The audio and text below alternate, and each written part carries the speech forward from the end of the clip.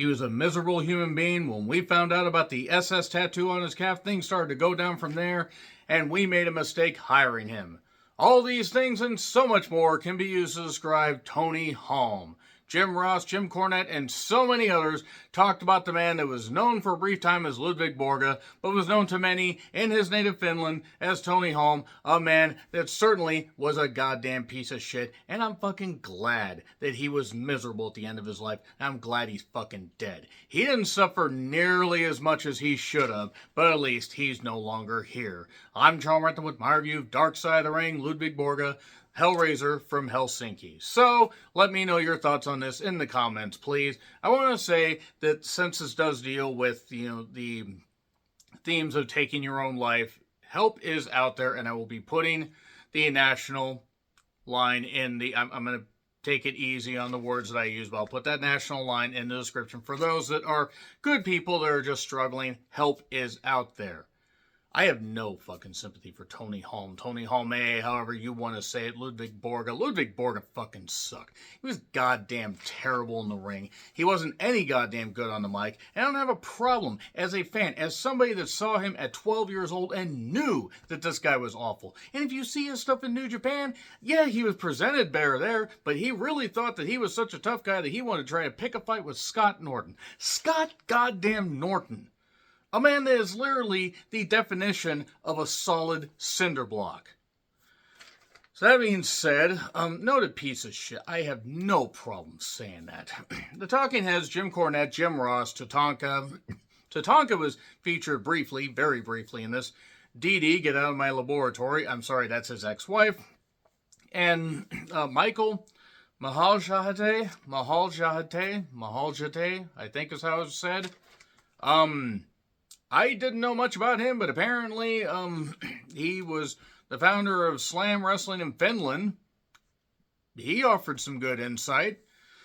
So racist, bigoted, hateful, miserable. I mean, Jim Ross had nothing good to say about him. I'm glad that Jim Ross was able to come to an understanding with the Dark Side people after the Plane Ride from Hell episode didn't exactly show him in the best light. Now, I'm not saying that Jim Ross should be absolved of all things there because he was in a position of power. But that being said, Vince McMahon should have done a hell of a lot more because he was running the whole thing. But he didn't have anything good to say about Ludvig Borga. A foreign heel on WWF television from Finland in 1993. And I remember first seeing him and thinking, he's not very good.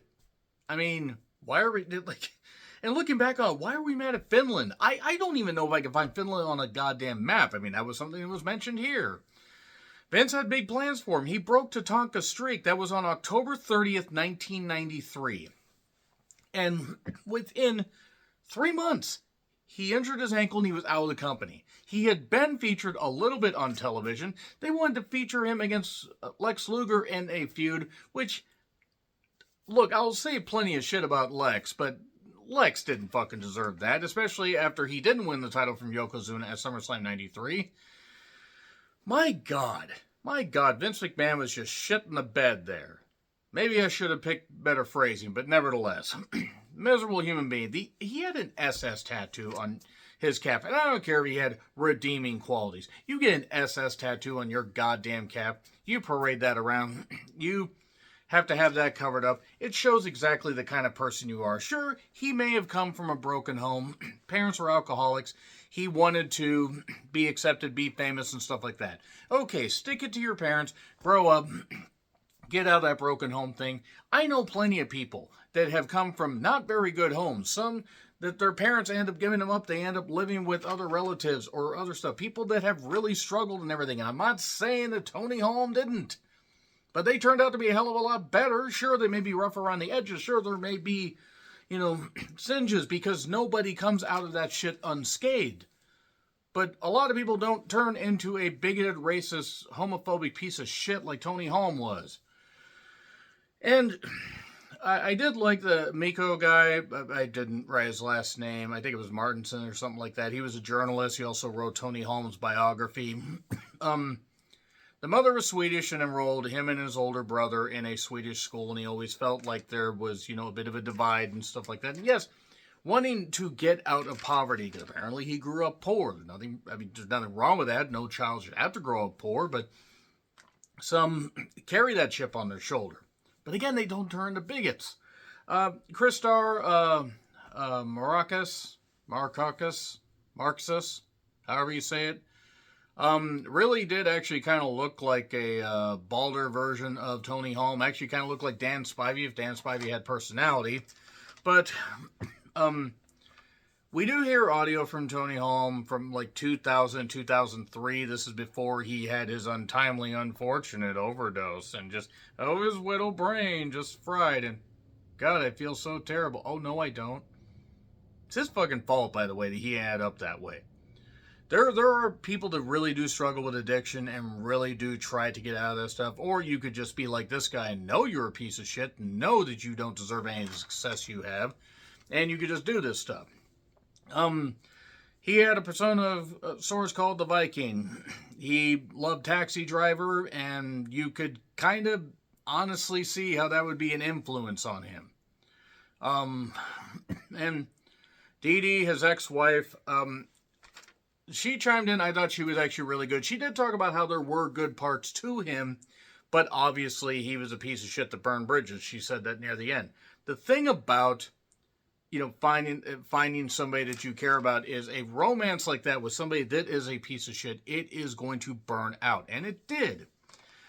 The roid usage from early on, he was using ones meant for horses, which actually probably explains a lot of his behavior. He was in ads, Little Caesars, Bush. He was in a new WKRP. I did not know that he was, he had a brief role in Die Hard with a Vengeance. He was the one holding the goddamn, whoa, don't touch that, it's a bomb. I did not know that was him. I also haven't watched Die Hard with a Vengeance in a while. I also haven't really thought of Ludvig Borga since, well, anytime I have to watch something from 1993. But that being said, the UWF, my God, as the Viking. It was a stupid costume. Nothing was going to work in a UWF. Which, by the way, check out the UWF, Cocaine and Cowboy Boots, the Herb Abrams story, that episode of Dark Side of the Ring. That one's really good. And also check out WrestleSpective's UWF piece. They did really goddamn good. I think Wrestling with Regret also did one, but just wanted to plug that, like they need a plug from my small channel, but I really enjoyed the WrestleSpective one. So, the New Japan stuff, he had lots of skinhead friends, got in a fight with Scott Norton. Depending on who you believe, Holm sucker punched him, or Norton knocked him out. I think it's possible that Holm sucker punched him. I'm not saying that the guy wasn't tough. I'm not saying that he didn't have power. But I would believe in a fair fight, that Norton would beat the shit out of him. Because Norton's just that brick shithouse. With respect, a man that's absolutely insane. He got paid a lot of money in WCW to not really do all that much. But he was over in New Japan. But Tony cheated on Dee Dee. She realized that this was not going to end up working out all that well. They ended up divorcing after 3 years, I think she said.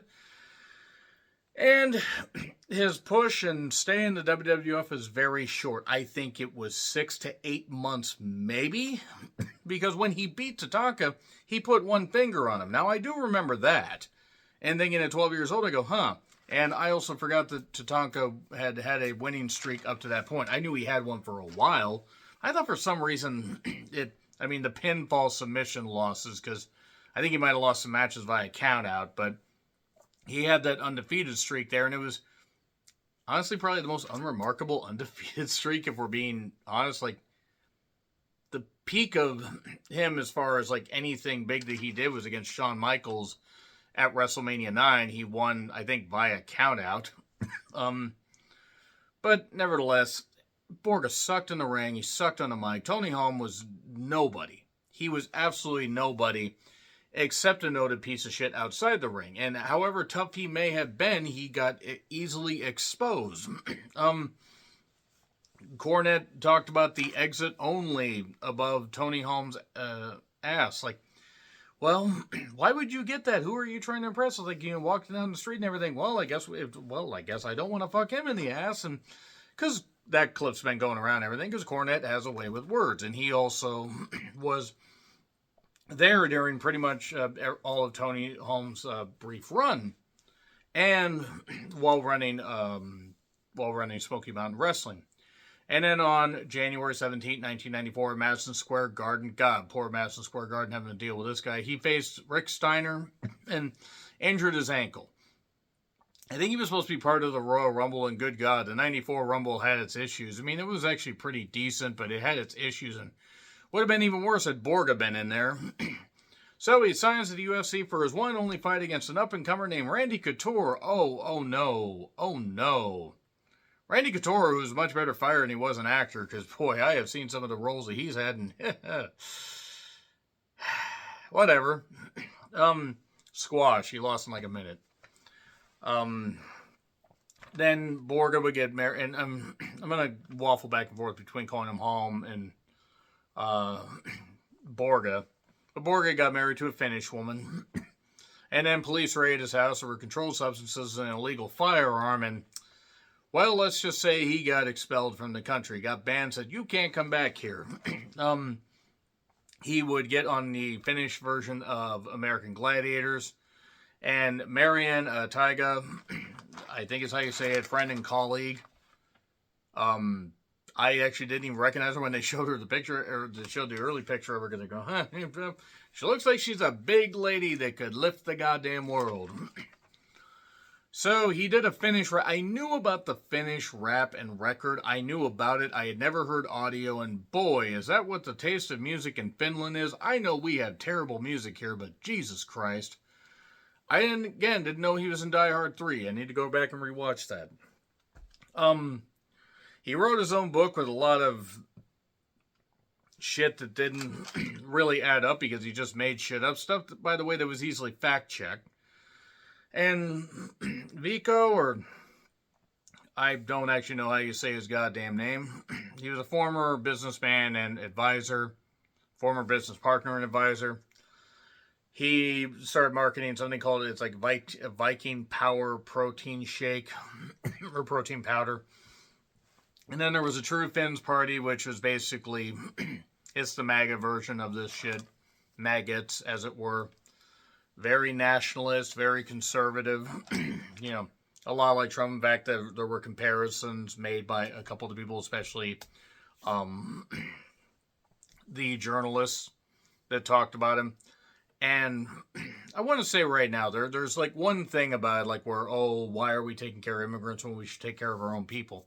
Well, if you're a smart country and run by good people, you could do both. You could do that. You could accept people, since most countries are found on immigration, especially this one that I am currently living in, and we could be nice to people. We could expel the assholes, regardless of where they come from.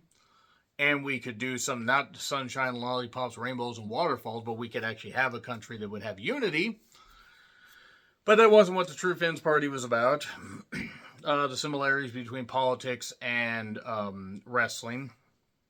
I do have to say that Michael guy, Michael M as I'm going to call him, was really good in this. I need to find out more about that guy.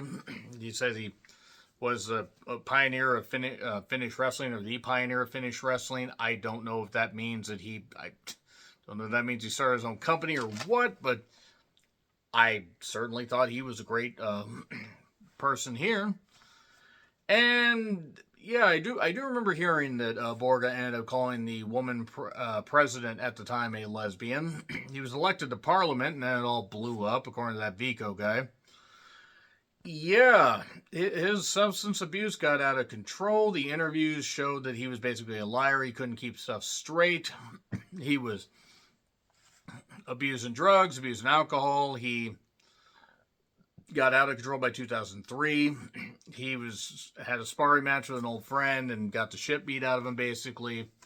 He would go on a binge drinking for a number of days. I think they said 2 weeks. And his wife tried to call 911 and the gun went off. Next week is Vader. I can't wait for the Vader episode. I'm really excited for that. I wonder what they're going to have to exclude, because he had a bit of a long career. The wife ends up fleeing, calls 911, and Tony is kind of in a bad state. He ends up in a coma. He's not his usual jovial self. And he's basically just wasting away completely.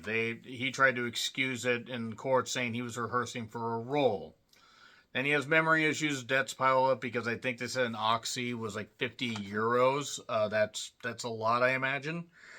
And he took his own life, and people called him a piece of shit and all that, and that was pretty much it. That was pretty much it right there. The wife did say there were some good times, but that he's a piece of shit, burned bridges, and JR had nothing good to say about him. Cornette had nothing good to say about him, and I think that Michael guy said, what is he most famous for? Being Ludvig Borga, a nondescript heel on WWF television in 1993 from Finland. I mean, and he's right. That's what he was most known for. Broken home or not, the man didn't, quite frankly, deserve any of the success he got. And fortunately, he is no longer here. That being said, help is out there for you legit people and you true people that actually, have a life worth living. And honestly, in all seriousness, life is worth living. But if you are a big pile of shit like this, you need to reevaluate your life choices. You really do. That being said, let me know your thoughts in the comments. Like, share, subscribe, Twitter, Letterboxd, Blue Sky handles in the description. I'm John Recklin. I'll see you soon.